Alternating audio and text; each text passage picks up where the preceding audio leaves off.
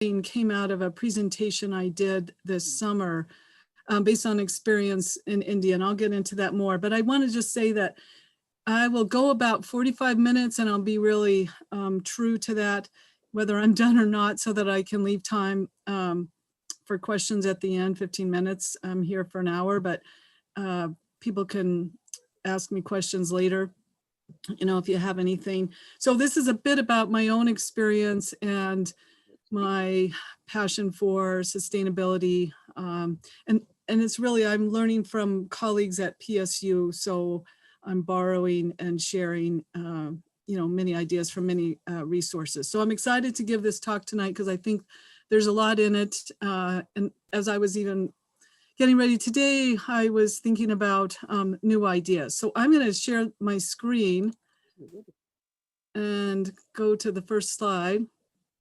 So can everyone see that? Yep. Okay. So there's the title, Sustainable Solutions for Resilient Communities. I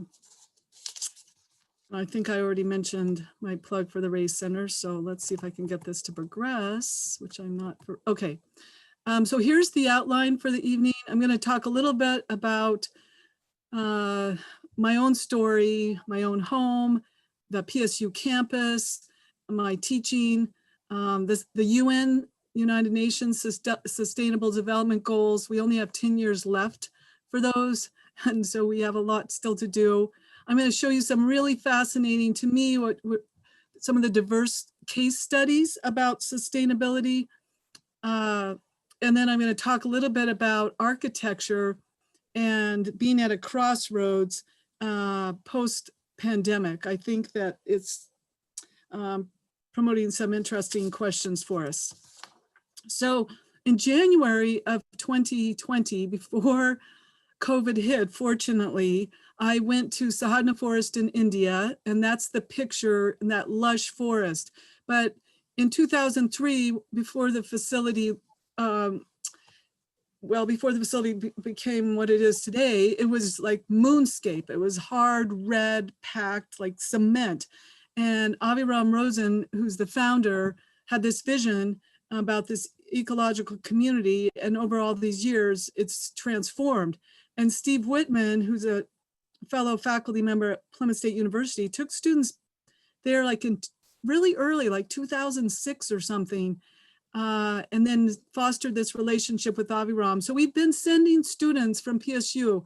And so I thought, well, I need to go see what this place is where I've been sending students.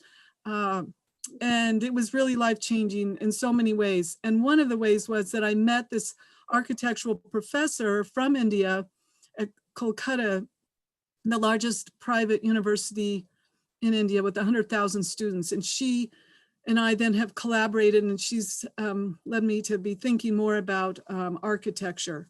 So it was a really rewarding experience. And this these are some images from Amity University. Amity means good relations. This facility was built in 2014, really recently. I love the fact that it's designed after this leaf that has all these medicinal purposes that's native to the area. And that's a big theme that I want to promote about sustainable design and sustainable communities. Everyone's different all over the globe, and it's all of us being the players and activists, that give it shape. There's not one size fits all. It's really site specific. So here's an aerial view of the facility. And one of the key features is this design called glass reinforced screen. But in this hot, humid climate, it was all about shade and cross ventilation. It's a gold LEED certified building, which was initially a US standard, but has moved to becoming international. So it was a real privilege to give a version of this talk to something like 320 students at this institution. And before Sahadna Forest, I never thought I would be doing something like that. Then I want to draw attention to Bill McKibben, who's a pretty famous author and distinguished professor at Middlebury College. He's written a lot of different books. This one, The Deep Economy, I'm drawing attention to because he really says if we're actively involved in creating community, it enhances our own lives. and that more is no longer better. But what I really liked that he said when asked, well, given all the world's problems with, this was before COVID, but climate change, where would you want to live, Bill, knowing what you know and all the books you've written? He goes, well, I want to live where there's the greatest community. And so I think the message, the hopeful message for all of us is that that's our own community if we make it, you know, the place that we want to be. So I want to start with that premise. And then I want to give just a quote from Alice Walker, a Pulitzer Prize winning author, that I just really love this quote, that activism is my rent for living on the planet. And so for me, moving to Plymouth in 2004, it's become this progressive journey to be sustainable in my own personal life, as well as my professional life, and have those ethics aligned so that I really walk the talk. And it gives me great pride when my students say, oh, I saw you riding your bicycle to campus today. So here, I'm going to show you, that's my house with the the solar hot water. And I'm looking to get photovoltaics on it, and my 2 compost bins, riding my bike to work. I have a plug-in Prius. I've planted a pollinator garden because at Plymouth State University, we now have Tree Campus USA and Bee Campus USA. We're the only institution in New Hampshire to have both. So I'm excited about that collaborative project with Physical Plant. And my belief is, you know, if we all have pollinator gardens, then they're like stepping stones, and we'll have even more pollinators for the area. I have a heat pump. So I'm just trying to make my house as sort of net zero as I possibly can with the budget that I can over time. So that's kind of my sustainable solutions at home. And that has taught me about the smart grid, where we as consumers track our energy use so we can use energy when it's least expensive and feel better about having some choice in how we're spending our money for energy. So I think that's the solution. One of the things I try to teach about is moving to that smart grid, so we don't have just so many big power stations, either coal or nuclear, but that we even can have local solar, even in our own, well, local solar and wind, which is even more surprising. So the technology is getting better and changing. And then I want to just give a shout out to D Acres.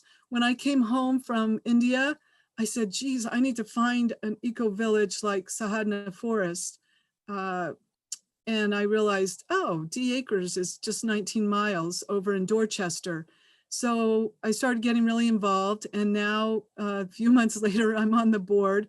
And I don't know if you know about D Acres, but they just offer skiing and biking and hiking.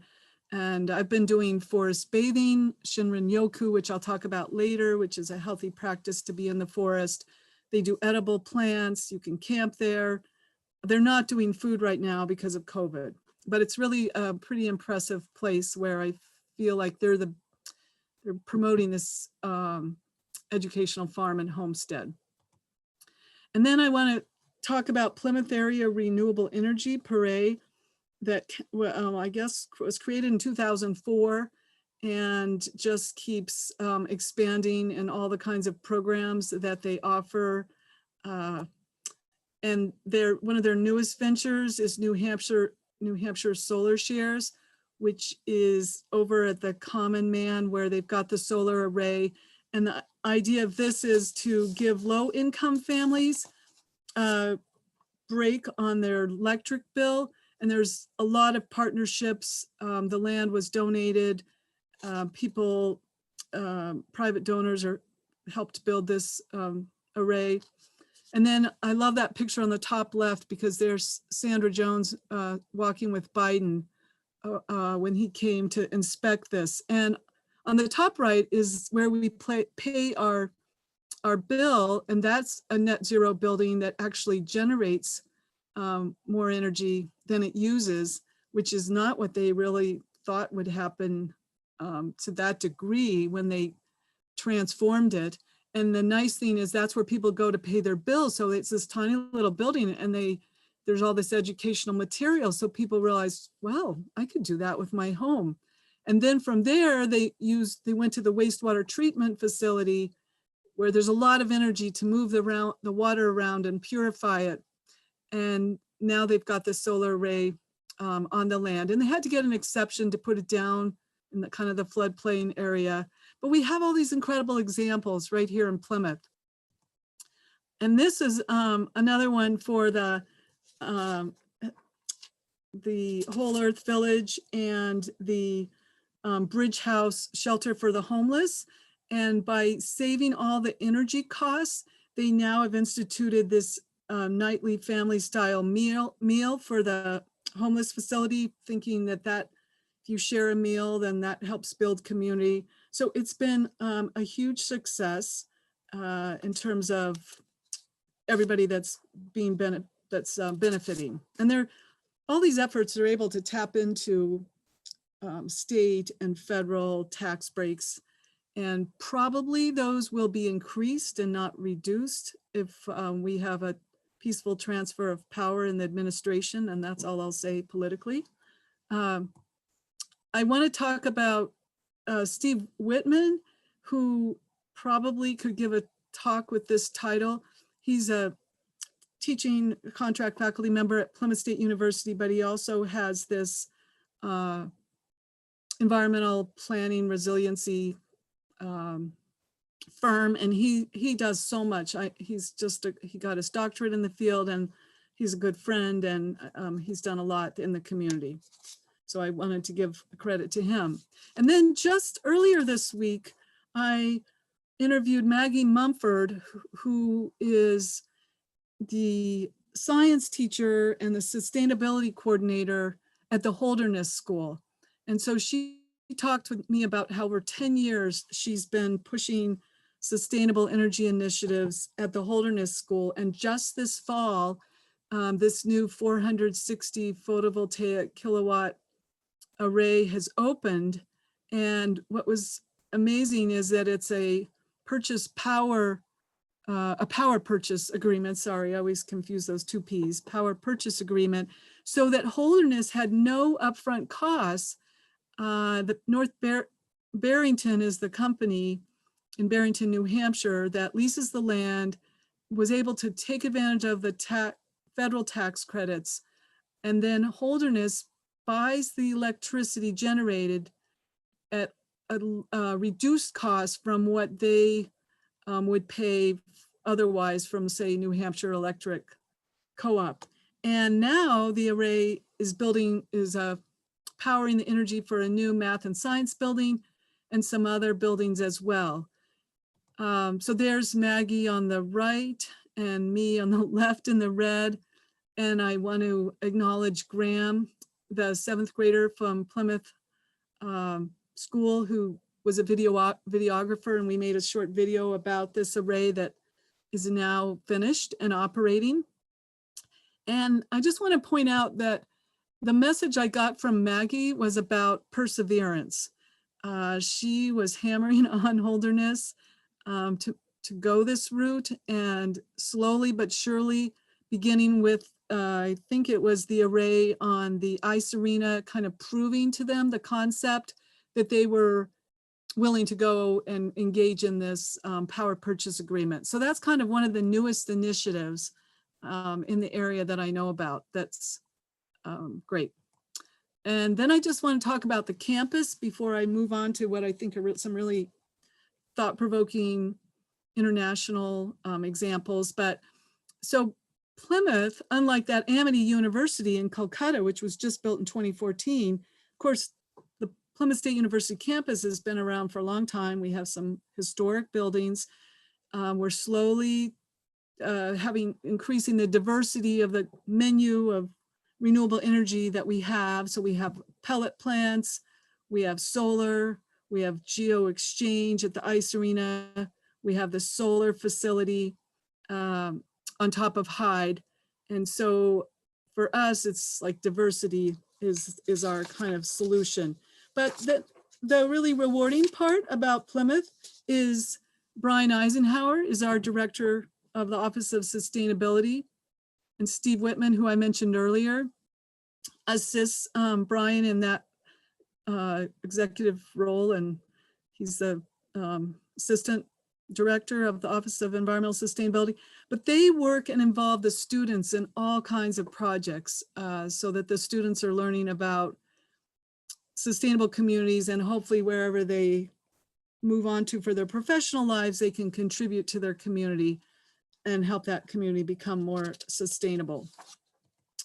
There's Brian on the left, and this spring or summer, they had this behind the scenes set of videos, which I thought were quite interesting. And they did one where Brian's talking about this solar array on Hyde, the business and math building, and just talking about what he does.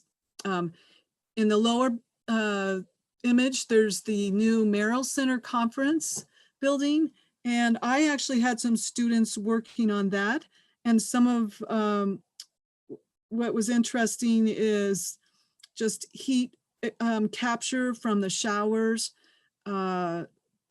Also these sort of triggers, if the students open the windows, the heat won't come on until they shut the windows. So there's a whole education about living in a sustainable building, and we were helping produce literature for those new students moving in. So that was a really rewarding project. And then in 2013, I took some environmental science and policy students along with another faculty member to Italy, where we had a project on a sustainable castle. So it was this old castle, it was closed to the public, and suddenly there was interest in making it available for public use through some kind of craft arts center, some kind of community center. And it was saved right before it was going to be developed for private apartments. And so we had students that were working on renewable energy, water conservation, like permaculture. And I learned so much about Europe and Italy and what's allowed. So for example, they said no solar panels. This is not a warehouse. We're not a Walmart. We couldn't put any crops inside the castle walls because that wasn't traditional.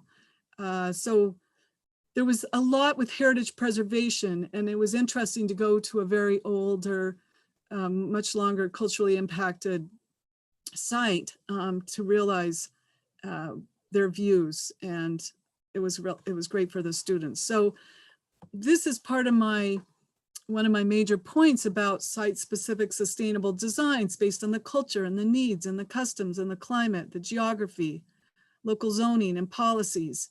In Italy now, you cannot renovate a home unless a certain percentage is renewable energy, which is fantastic. I think we should all adopt that kind of zoning. And Italy was about to go all nuclear when the tsunami hit in Japan.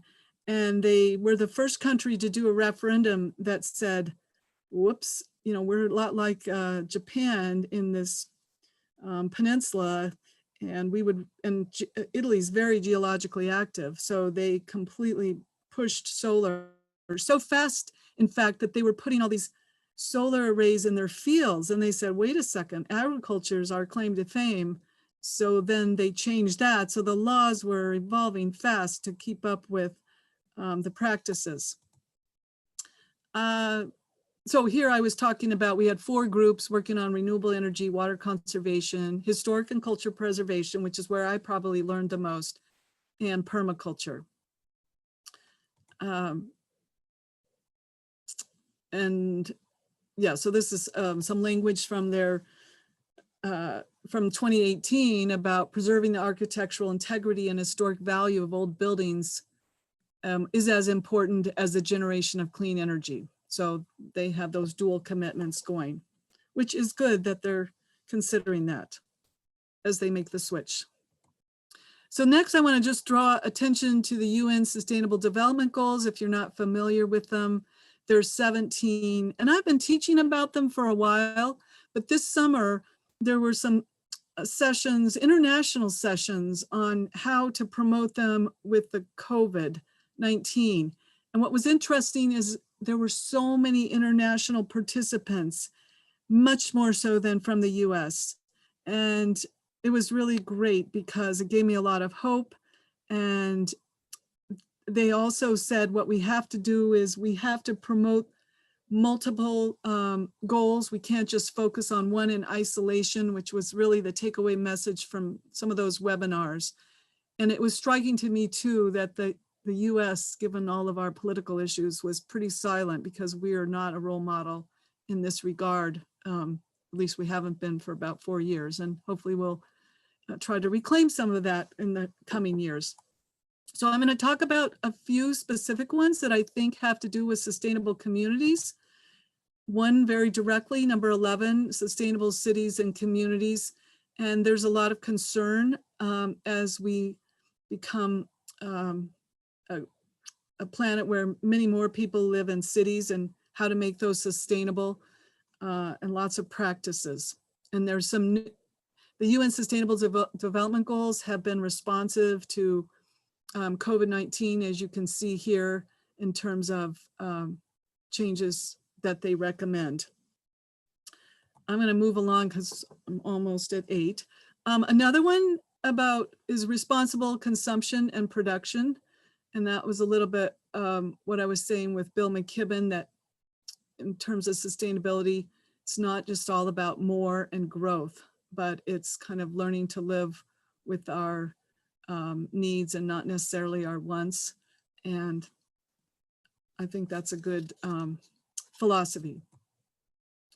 In this graph, I particularly was interested in showing when I gave the presentation to this architectural students from India, because you notice that neither the United States or India have these national action plans. And so it was kind of this call for solidarity, like, okay, we can both do better. Let's be active.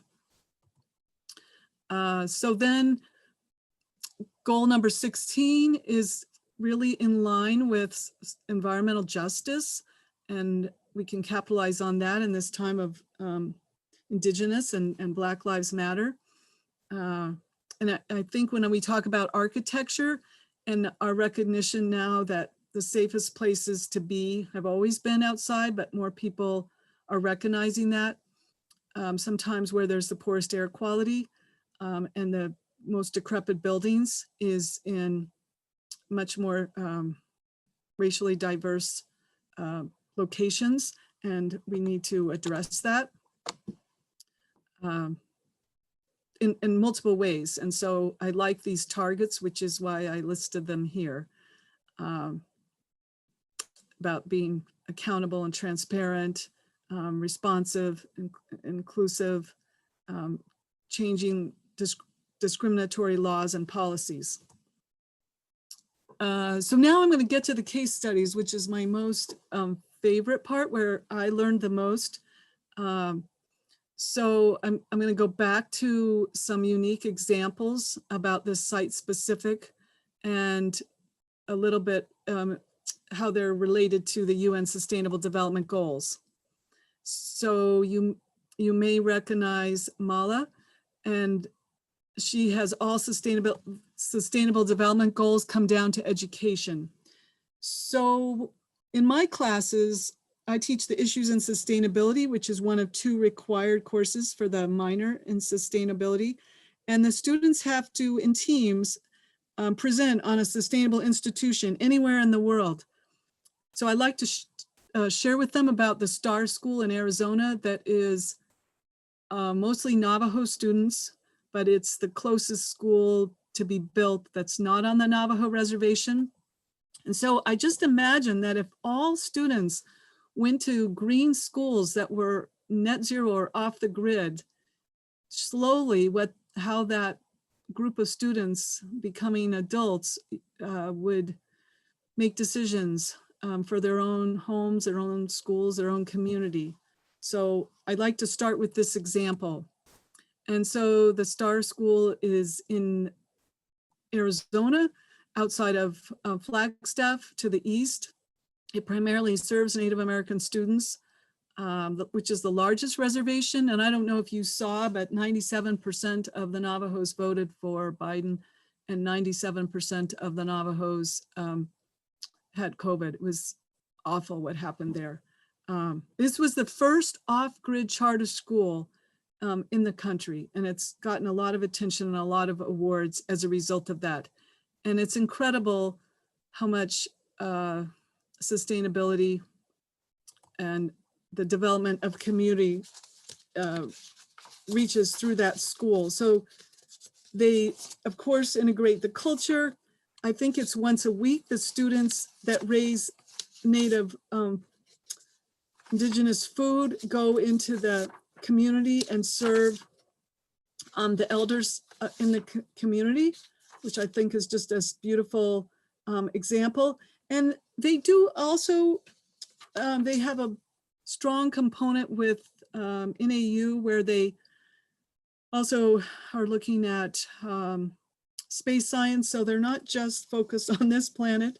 They're trying to give these students some STEM skills as well, and kind of merge and make compatible both the Navajo worldviews and other kinds of science views. And it's pretty amazing what they're pulling off there. And I just really like the work that they're doing.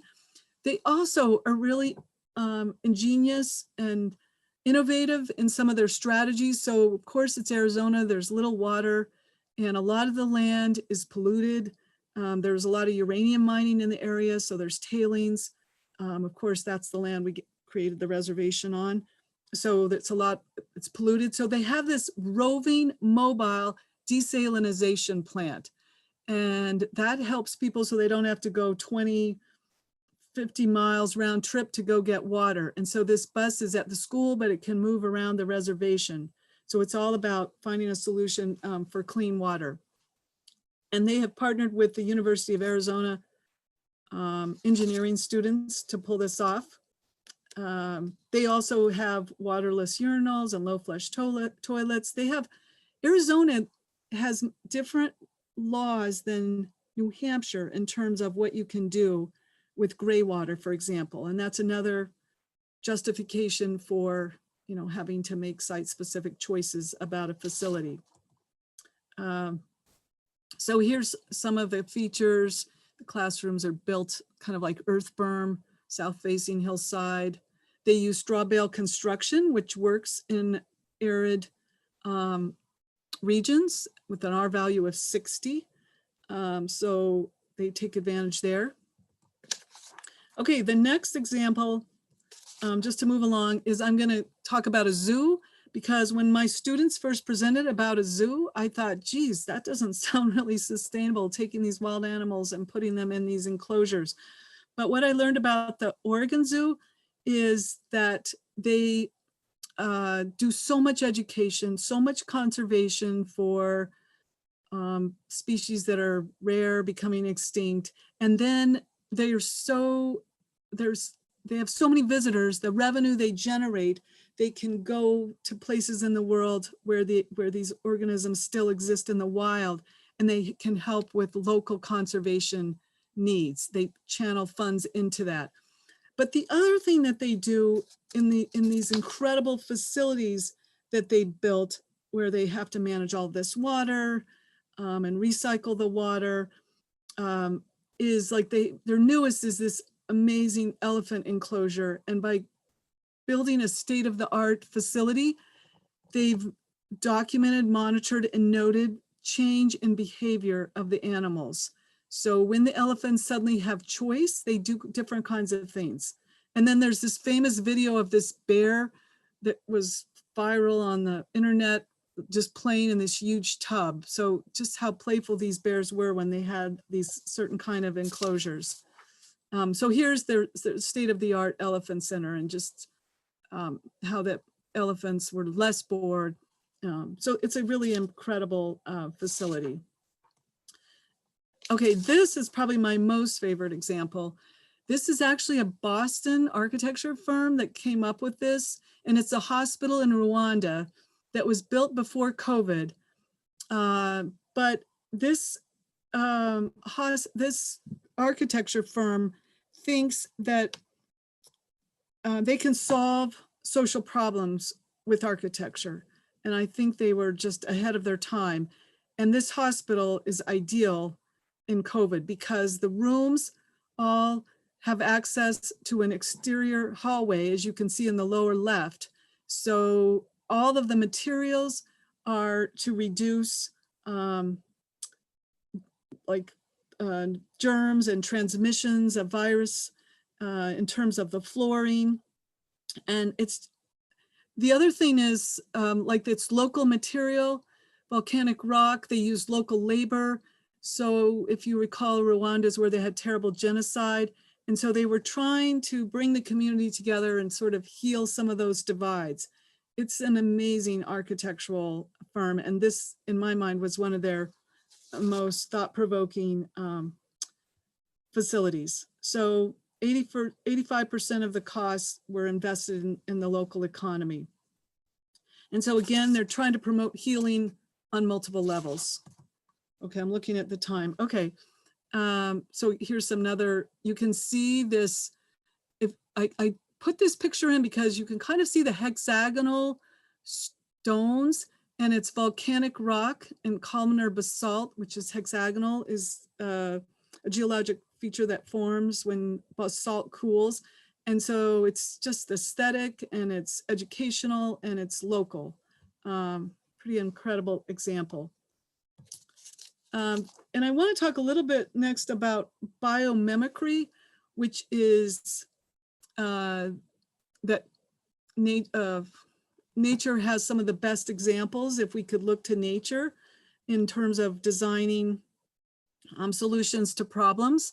And so there's 9 principles, and I've got 5 of them listed here, and they're pretty intuitive and sort of self-explanatory, but I'm not sure that we follow them as much as we should. And so there's this merging of biology and architecture. And this is a famous museum that is now promoting this. Here's an example of biomimicry. So this is in Germany. This is a swimming pool. If you look at that glass, it looks just like glass, normal glass, to transmit all this light in, which is where people want to recreate, especially now, you know, well, now we want to have a lot of ventilation, but Plymouth in all of their new buildings have put in a lot of glass, the new Allwell Center, for example. And because I teach environmental science and policy, I was hearing about all the problems with birds colliding with the glass. So this was the world's first building created with protection of birds in mind. And if you look at the right, that's what the birds see. And it looks like a spider web, and the birds do not want to fly into that. But the way we see the glass is just clear. And I just think that that's so amazing. But why isn't that biomimicry solution, you know, more widespread? And so I want to promote this and educating our environmental science and policy students. So now I just want to talk a little bit about some ideas in COVID. So we talk about bouncing back, but I'm thinking, you know, is that really the right language? And so of course, people are talking about the new normal and how we think about integrating environmental, social, and economic problems, and you know, what kind of needs to shift in architectural design. This is an incredible article that came out in the Washington Post this July about designing to survive. There's just some amazing examples. And I don't know if you know Philip Kennicott, but he's a Pulitzer Prize winning art and architecture critic, which I had never heard of before. I came across this article, and he just covers some really thought-provoking concepts. So he talks about a building that was made in 2002 where the experience was to not feel like you were in a building. And it's ironic now, but all this mist would be aerosolized, and you would just feel the moisture, see the moisture, be enveloped by the moisture, you know, the opposite of what we want now with COVID. But it's kind of interesting. They were changing the nature of how we think about space and architecture in 3 dimensions. So he goes back to this early example, that being so innovative in terms of thinking about space, because now we don't want to be in interior spaces because we're worried about the transmission of COVID. And so there's some lessons from this about connections between social, economic, moral, political, environmental problems. You know, we need places and spaces where we can literally breathe easy in lots of different senses. I think it's classic that the building that I work in at Plymouth, which was state of the art when I arrived at Plymouth, you cannot open the windows. So we always are having air quality problems in there. And let's see, what else do I want to say about this? It's kind of this notion about clean air. Like now we don't want to have buildings where things degas and all of that, but it's even more important in terms of the environmental justice, thinking about with fires raging across the planet and air pollution, that even outside we need to be careful about not polluting the environment and how we can change that. Okay, I've got 4 minutes left. I'm watching my time. So in my 3 courses that I'll be teaching sustainable development goals and sustainability. And so that's a component of thinking about solutions to locations and how we treat different sectors of society in terms of where we put pollution and how we allow pollution to exist in certain places. And Plymouth is pretty pristine in that regard. I feel fortunate to live here, but I want to raise awareness about other areas.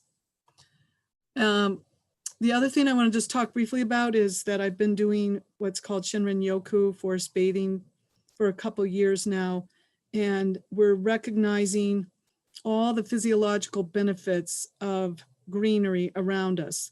So in hospitals, people heal faster if they can get outside to gardens, but even if they can just look at greenery outside their windows.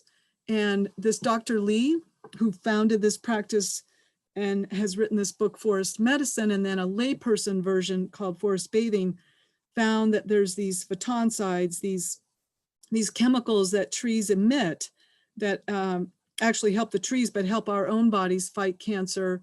These phytoncides bond with our free radicals. If you know how that works, it helps prevent aging. And he's documented with saliva, with blood pressure, with urine, blood, controlled studies, the benefits of this mindful forest bathing where you're actually breathing in the phytoncides, and you're reducing stress, just all the benefits go on and on. And so at Plymouth, I teach a forestry course, and I thought, well, geez, I have to talk about ecosystem service benefits like storing carbon, but I also have to talk now about these physiological benefits of trees, which we are now calculating from the campus. So everything from stormwater management, the trees absorb even some of the pollutants that could run down into the Pemi River. They, depending on where you plant the trees, you can save energy. If it's deciduous on the south side to shade and coniferous on the northeast side when we have the strong winter winds. So lots of tree planting going on, but for reasons beyond what we originally thought, which is that they make you feel good, but they physically help you.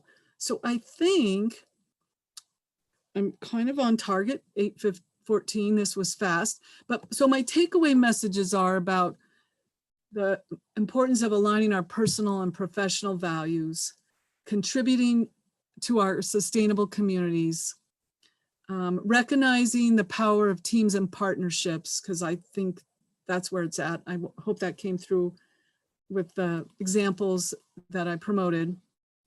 about being entrepreneurial and following the principles of biomimicry, so we don't just have a disposable consumerism notion of building, that we think about cradle to grave in terms of the materials that we use. And then because so many people are outside now, in the Adirondacks and the White Mountains in Maine, you maybe have heard stories like I have about how people don't exactly understand the leave no trace because they haven't been in the outdoors before and they haven't been educated. And so now that we all know the safest places to be, that we all love Waterville Valley for the Nordic trails and hiking trails, that we just all need to be involved in educating people about leave no trace. So I'm going to stop sharing and end it there and see if there are questions. And I apologize for the rapid race through all those ideas, because there were many more things I could elaborate on in each of them, but I didn't want to, I wanted to leave time and not cover too much. Well, thank you very much. If anyone has any comments or questions, just a hand, and I will do my best to unmute you, but be prepared to do it from your end as well. So I think I can see most folks. If your screen is not on, Lori, I will see if I can unmute you, then just do a little chat window as well. Let's see, there we go, Lori. Go ahead, Laura, you should be. Okay, I'm intrigued by the classes that you're offering. You have such a wide background and you've done so much. Can you tell me, what are the classes exactly? What are they called? Are they 3 credit? Are they part of the College of Environmental Sciences? Can you give some details about that? Yes, so for me, I sort of felt like reborn at Plymouth State University when they created these interdisciplinary clusters. And I happened to be in the Tourism, Environmental, Sustainable Systems cluster. And Cheryl Shirley is on this Zoom, and she was the co-leader with me on that cluster as we launched, and she's in social science. So terrifically rewarding to work with people from different disciplines. So I've been housed in the Environmental Science and Policy program, and then on the Sustainability Council, we have a minor. So I teach issues in sustainability, where we look at food, water, energy, waste, transportation. That's one of 2 required courses for that minor. And then I teach a foundations in environmental policy. So looking at how we can change practices to move into environmental systems. I also have taught a seminar which has been focused on forestry. And then Cheryl and I were working on developing a sustainable development course with some international and views. So does that answer your question? Yes, thank you. So I guess I should just add that these courses students can take for the minor or for the major, for several different majors, either as electives, or they can count them as some of the requirements for their major. Okay, thanks. And we have maybe about 100 environmental science and policy majors. Well, let's see. I see you there, Jackie. Let me see if I can unmute you. There we go. You should be unmuted, Marian. Or Marian, I have a question. We recently saw a wonderful show on public television, POV, on net metering in various states in our country.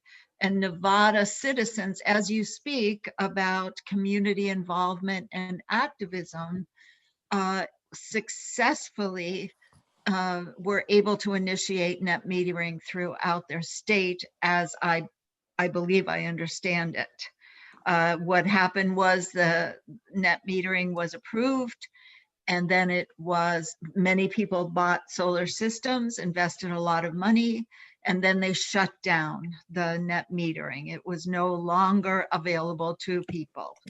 And people really stood up and protested. And of course, it was the electric companies that were not wanting the competition of solar. And the people really, community-wise, did the job. They developed all kinds of community programs so that those who are poor could access the systems. They developed farms. It was a wonderful, wonderful story of success. And I wonder, could you explain where we are in New Hampshire as it relates to net metering, and any steps you would advise regarding community activism? Well, first of all, thank you for mentioning Nevada, because I haven't followed that state specifically.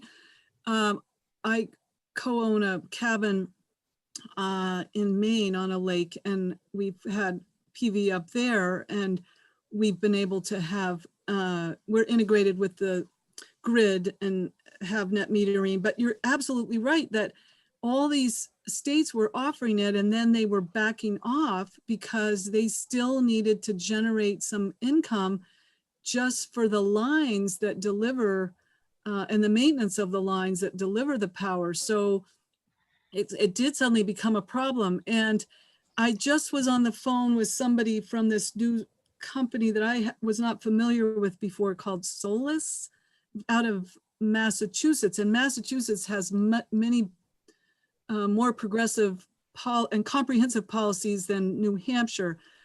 And so when I talked with them, I thought I was going to be able, for the first time, to put PV on my home without the initial investment, but through that they were going to take advantage of the federal tax credits. And so I would be paying a monthly fee for my electricity, but it was going to be less than what I currently pay.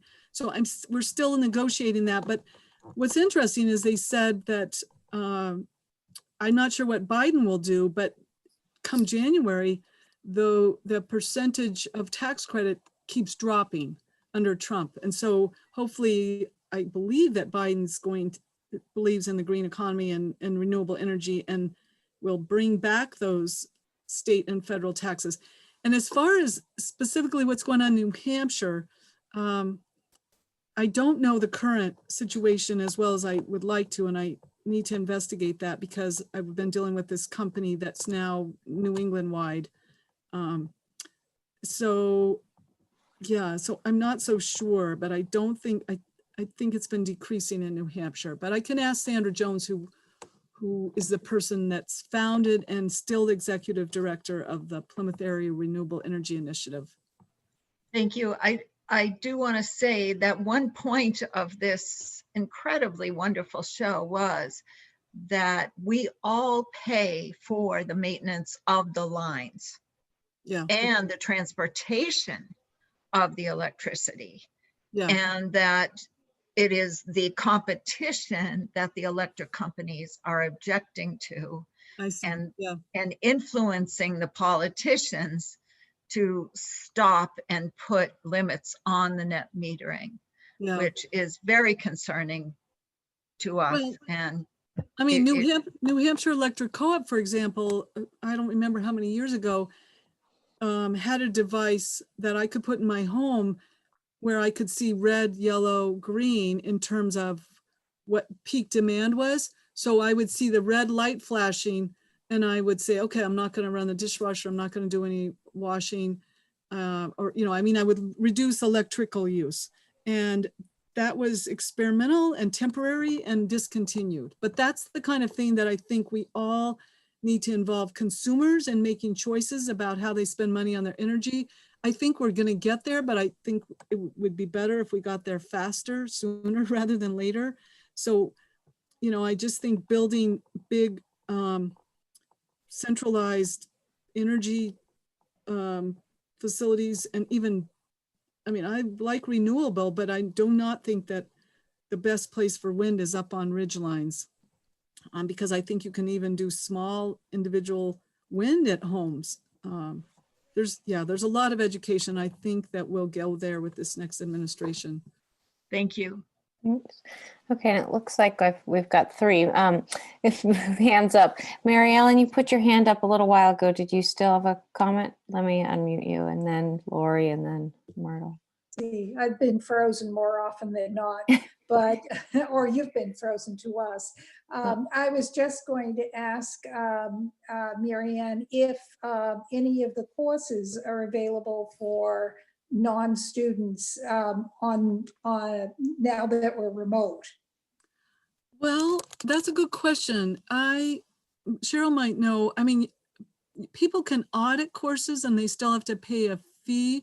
Mhm. But I noted when you were talking with Dick Flanders, right, with that question. And so I will ask, I will let the people that are on the Sustainability Council know that there's that interest, and maybe we can like see what we can do, and I can alert you when there's things that you might be interested in. I mean, that's not the best answer, but certainly if people know that people are interested, I think they can allow them into their Zoom, with no charge, but I should be careful because, Right. but I'm fine with anybody joining any parts of my courses. And so I can let you know. There is, just related to trees, I did a presentation for Plymouth Historical Society, and we did not do the tree tour, but we're going to reschedule it in the spring. And that will be mask to mask wherever we are, but and social distancing. Great. Also, if you ever do public forest bathing, we love to do that. And we would love to get somebody else's input as well. Oh, Leah, we could do that for Yeah, Race Center. we did talk about it earlier, so Mary Ellen, we'll be sure to keep you posted. Is that? Great. Yeah, I've done it in Japan, and I've done it in India, and I've done it in the White Mountains and at D Acres and on campus. And when I did it in India, this one gentleman who worked at an all-male ashram was at Sadhana Forest, and after I never heard him say a word the whole time, and then he came and he goes, "Oh, I get it. It's like let the forest walk through you." I'm like, "Oh, that's so profound. I'm going to use that from now on." Yeah, I love to, and I don't charge. I'd be happy to line one up for the Race Center. Great. Thank you. Okay, and Lori, and then Myrtle, and then we'll see where we get. Does that work? Okay, go ahead, Lori. You're in. I was just going to talk about net metering. I got PV on my house in Rhode Island this year, and Rhode Island has a new program. It's net metering, but I also got a battery, which works as a generator or standby power because I'm in an area where I lose power about once a month. So, but the National Grid here has a program called distributed generation. And they're actually encouraging people to get home batteries. And now they're paying me on peak days in the summer when they don't have enough capacity to meet the demand on a hot July day. They actually suck power off my battery. And then they're paying me at the end of the year. We'll see how much it comes out, but supposedly up to $2,000 a year. And this, if enough people do this, this will enable them not to have to increase their capacity. And so they're saying this is the wave of the future. And I wondered if you have seen a lot of that. Are there other states doing it, and how well does it work? It's brand new in Rhode Island, and this is only the second year that we've had it. No, this is the first that I've heard where it's a policy that's instituted, and thank you, because I'm going to talk about that and research that for my course this spring. Yeah, they're actually going to pay me depending on how many times they do it and how many kilowatts. They calculate it all like over the winter, and I get a check or something. Probably won't get the answer. I've been seeing advertisements on Facebook and on the internet. It is the wave, and yeah, exactly what you're saying. So I didn't know anybody that was doing this. That's fantastic as a real world example. But so is your battery, is it like a Tesla battery wall, or what kind of? It's not Tesla. I can't think of the brand. It's a 10 kilowatt battery. It's not real big, about the, size of a kitchen cabinet and maybe 8 inches, and it hangs on the wall. And it will power my house for up to 24 hours without any sun or additional. Cool. I've heard about this, but And then hopefully, if it's a hurricane in our multi days, hopefully the sun would be out and would replenish it. So, yeah, the battery was cheaper than a generator with all the tax credits. And then they pay me up to $2,000 a year, that'll pay it off even sooner. well, we have to see. get that in New Hampshire. That's fantastic. I think it's awesome, but like I said, I'm not sure how many, they've only done it, twice this summer, I That's think. neat. Wow. Glad to hear that it's working somewhere. Yep. Great. And Myrtle, and then Larry. Hey, I appreciate the reference for the books that you included in your charts. Those I'll check those out, and I've seen some of them, but others I haven't.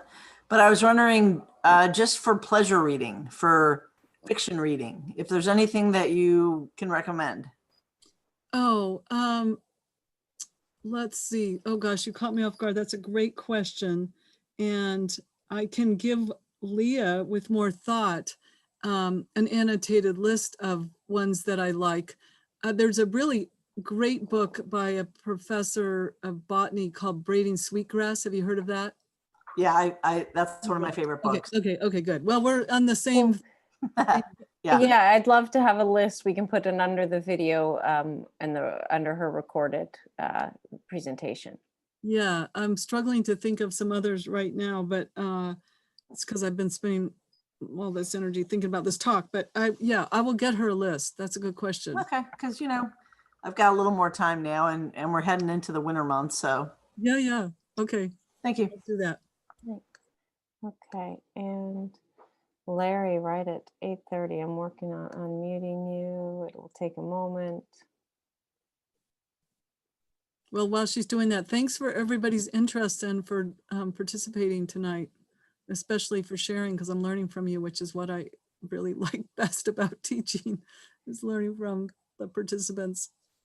Absolutely, and I am not sure why. Larry, can you look to see if you can unmute? I keep pressing it, but it has not. Should be able to unmute himself, right? Yeah, but I'm not even able to unmute him. Normally it gives me. Oh, Oh, there we go. good. Yes. Okay, so my friends know I wouldn't be Larry in the winter if I didn't ask about skiing. Alpine skiing is one of the big users of electricity in our region. I traveled somewhere this year, and I can't remember whether it was in Colorado or elsewhere, where they were advertising in this major area that they were going to net zero energy, using entirely renewable resources for things like running the lifts, and the big one is making snow. Do you have any insight into that, Mary? Yes, in fact, well, that's a great question because, yeah, we're in New Hampshire. It's an important question. And I have looked at some ski areas, and I'm trying to remember off the top of my head, but I think that there's some progressive ones in Vermont, one of which I think uses,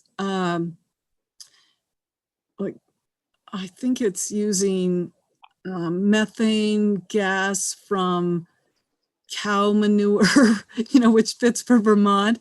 That's the one, but I'm not sure which ski area it is. So I'll have to look into that, because I know my students a lot of students come to PSU for the winter sports. And I do know ski areas are getting more, much more conscious about how they use water, how they use energy, but I can't think of some of the prime examples right now. But A little innovation goes a long way. Many years ago, I was in Germany, in Bavaria. yeah, They were running their little chairlift on natural water from a river. oh, like you mean hydro? Well, no, it wasn't hydro. There was no electricity involved in it at all. Oh, The water would go into a huge bucket at the bottom of the chair on the downhill side. oh my gosh, are you And kidding? it would be counterbalanced. Okay, it was very clever. I don't know how practical it is on a large scale. Okay, that's amazing because I remember a story there. It's called the Integral House. It was somewhere in Boston where, or around Boston, a suburb or something, where they had like wind energy that pulled water up this hill. And then when there was no wind, they let the water run down and they generated hydro. So in a home, which then had a community of people, like an intentional community, they had all these different energy systems, but all working right on the site. Yeah, it was very clever. So I'll find that ski. I'll give you a little report on ski areas, what I can find. I'll share that with the list of books. That would be great. Thank you. So thank you all again so much. Oh, there's one last comment Just here. Oh, and- quickly, yes. just quickly, I'm sorry to interrupt, Larry. Burke Mountain uses wind power. Oh, Burke Mountain. Okay. Thank you, Ken. I was going to think Mad River. There's definitely. Okay, Burke Mountain. There it is. Good area. Excellent. Well, I was going to say thank you so much, and we would really look forward to, and Marianne, we will talk again and set up a time for the forest bathing, because that was a conversation already, and I think that as we can safely bring that into our community, it would be particularly beneficial and enjoyable right now. So your talk will be recorded, and we will look forward to getting a little bit of extra tidbits on reading and ski area from you. And Thanks for all the good questions. yeah, thank you all for coming. And next week, Al Larson will be speaking about our night sky. So we'll get a little taste of that. All right. Thank you again so much, everyone, for coming, and stay well. Stay well.